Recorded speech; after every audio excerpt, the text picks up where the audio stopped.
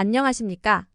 디지털 포렌식 온라인 수업에 오신 여러분, 환영합니다. 이번 시간에는 지난 시간에 이어서 디지털 포렌식에서 가장 중요한 디지털 데이터의 특성이 무엇인지 알아봅시다. 디지털 증거를 다루기 전에 디지털 데이터가 무엇이고 어떠한 특성이 있는지 생각해 봅시다. 디지털 데이터는 0과 1로 이루어진 이진수 수열입니다. 사람이 발명한 모든 문자 체계는 기호들의 수열로 볼 수 있으며 따라서 모든 문자열은 이진수 수열로 표현할 수 있게 됩니다. 디지털 기기가 사용하는 기호는 모두 이진수 수열이고 이를 디지털 데이터라 말합니다. 디지털 데이터가 저장되는 매체는 종이가 아니어서 다양한 특성이 있고 이로 인해 법률적으로 생각해야 할 요소가 많이 있습니다. 먼저 디지털 데이터는 사람이 인식할 수 있는 문자 체계가 아닌 이진수 수열로 이루어져 있고 종이가 아닌 정보 저장 매체에 기록되기 때문에 그 자체로는 사람의 시각으로 인식할 수 없습니다. 이러한 특징을 비가시성이라 말합니다. 비가시적인 디지털 데이터를 인식하기 위해서는 정보 저장 매체에 접근하여 데이터를 읽어드리고 사람이 인식할 수 있는 형태로 변환시켜주는 하드웨어와 소프트웨어가 필요합니다. 만약 디지털 데이터를 해석해서 보여주는 하드웨어와 소프트웨어가 제대로 동작하지 않는다면 그에 기반하여 데이터를 인식하는 사람은 데이터를 다르게 해석할 위험성이 존재합니다. 이러한 이유로 디지털 데이터를 분석하고 해석하는 포렌식 도구에 대한 신뢰성이 요구됩니다. 이뿐만 아니라 포렌식 도구를 사용하는 사람이 도구의 특성을 제대로 알지 못하고 잘못 사용하거나 설정을 다르게 하여 사용한다면 이 역시 데이터를 잘못 인식하는 상황이 될 것입니다. 이 때문에 포렌식 분석가는 데이터를 올바르게 해석할 수 있는 전문 지식이 있어야 하며 법정에서는 증거로 제출된 디지털 증거를 분석한 사람의 전문성을 요구하게 됩니다. 요약하면 디지털 데이터의 비가시성으로 인해 포렌식 도구의 신뢰성과 분석가의 전문성이 요구되며 우리나라에서는 1심의 판결에서 이 원칙이 확립되었습니다. 다음은 휘발성에 대해 생각해 봅시다. 디지털 기기는 전력이 공급되어야만 동작합니다.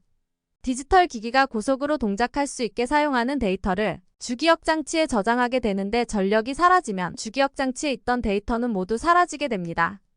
이처럼 일시적으로 존재하는 특성을 휘발성이라고 말하는데 디지털 데이터는 종이에 기록된 데이터보다 휘발성이 높습니다. 통신로상에 있거나 컴퓨터의 주기억 장치에 있는 데이터는 휘발성이 굉장히 높습니다. 대부분의 디지털 데이터가 전원이 차단되어도 남아있어 비휘발성이긴 하지만 저장 공간에 한계가 있어 자동으로 삭제되는 경우가 종종 있습니다. CCTV의 촬영 영상이나 소프트웨어의 동작 로그는 저장 공간의 크기가 정해져 있고 해당 크기보다 많은 데이터가 생성되면 예전의 데이터를 삭제하기 때문에 준휘발성 데이터로 볼 수 있습니다. 사건을 조사하기 위해 데이터를 수집할 때는 대상이 되는 데이터의 휘발성을 고려하여 휘발성이 높은 것부터 수집해야 합니다. 이제 복제 용이성에 대해 생각해 봅시다. 디지털 데이터는 아날로그 데이터와 달리 데이터의 손실 없이 있는 그대로 모든 데이터를 복제할 수 있습니다. 이를 복제 용이성이라 말합니다. 종이나 비디오 테이프와 같이 아날로그 데이터를 복사하면 원본과 미세한 차이가 생기며 복사를 반복하면 알아볼 수 없는 상태로 변합니다. 반면에 디지털 데이터는 복제를 무한정 반복해도 원본과 동일한 상태를 유지합니다. 즉 저장 위치만 달라질 뿐 원본과 복사본 사이의 내용적인 차이점은 없어지고 원본과 복사본을 구별하는 실익은 사라집니다. 그동안 법정에서는 원본 제출이 원칙이었는데 디지털 데이터에서는 원본과 동일함을 입증하면 원본과 동등한 대우를 받을 수 있습니다. 이를 원본 동일성이라 말하며 해시 함수를 이용하여 원본 동일성을 입증하는 절차가 도입되었습니다. 복제 용이성을 뒤집어서 생각해보면 디지털 데이터는 변조도 쉽다고 할 수 있습니다. 주어진 종이에 적혀있는 글자를 흔적 없이 다른 글자로 바꾸는 것은 상당히 어렵습니다. 차라리 새로운 종이에 변조된 글자를 기입하는 것이 더 쉬울 수 있습니다. 반면에 디지털 저장 매체에서는 간단한 소프트웨어를 사용하여 특정 위치의 데이터를 원하는 것으로 변조하는 것이 아주 쉬운 작업입니다. 그래서 주어진 데이터가 변경되지 않았음을 입증하는 디지털 서명 기술이 많이 개발되었습니다. 만약에 기술적으로 우수한 수사기관이 수집한 데이터를 변조하여 특정인에게 누명을 씌운다면 대상자는 꼼짝없이 당할 수밖에 없습니다. 이러한 문제가 발생하지 않게 수사기관은 데이터를 수집한 이후부터 법정에 제출될 때까지 어떠한 변경도 발생하지 않았음을 입증해야 합니다.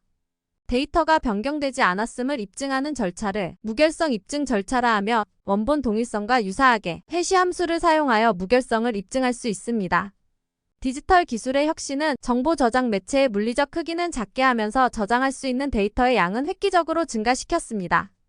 1990년대만 해도 100GB가 아주 큰 것이었는데 지금은 PC에도 수테라바이트의 저장 장치를 사용하며 기업에서는 페타바이트도 사용합니다. 이처럼 거대한 양의 데이터는 법률적으로 새로운 쟁점을 야기시켰습니다. 종이 서류를 수색하던 시대와는 차원이 다른 어마어마한 데이터 양으로 인해 사생활 침해에 대한 심각한 문제가 제기되었고 형사소송법이 개정되는 근본적인 원인 중 하나가 되었습니다. 또한 모든 데이터를 사람이 수색할 수 없기 때문에 디지털 포렌식 관점에서는 효과적인 검색 기술에 대한 요구가 증가하고 있습니다. 인터넷이 보급되고 정보통신 서비스가 전 세계를 상대로 제공되면서 데이터를 원격에 저장하는 경우가 늘고 있습니다. 특히 클라우드 서비스의 보급으로 디지털 데이터를 원격에 저장하고 언제 어디서나 사용할 수 있는 환경이 구축되었습니다. 이는 디지털 데이터의 보관 위치가 데이터의 소유자가 있는 물리적인 장소와 떨어져 있다는 것을 의미하며 심지어는 다른 나라에도 보관됨을 의미합니다. 이를 초국경성이라 말합니다. 디지털 데이터의 초국경성은 데이터 자체의 특성이라기보다는 사용 방식의 특성입니다. 이러한 초국경성으로 인해 법률적인 논란이 많이 발생하고 있습니다. 원격 수색과 역의 수색이 가능한 것인지, 수색 범위는 어떻게 한정할 것인지, 효과적인 국제공조 방안은 어떻게 마련할 것인지, 사법관할권을 침해하는 것인지 등 다양한 관점의 논란이 발생하고 있습니다. 디지털 데이터의 폭발적인 증가는 물건 중심의 수사 관행에서는 생각할 수 없었던 다양한 법적 쟁점을 부각시켰고 디지털 증거의 압수수색을 원점부터 다시 검토하는 상황을 만들었습니다. 또한 디지털 포렌식 기술과 절차에 대한 새로운 요구사항이 계속 도출되고 있습니다.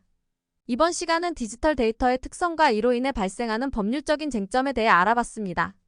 다음 시간에는 디지털 특성에 기반하여 디지털 증거가 갖는 재반 문제점을 살펴보고자 합니다.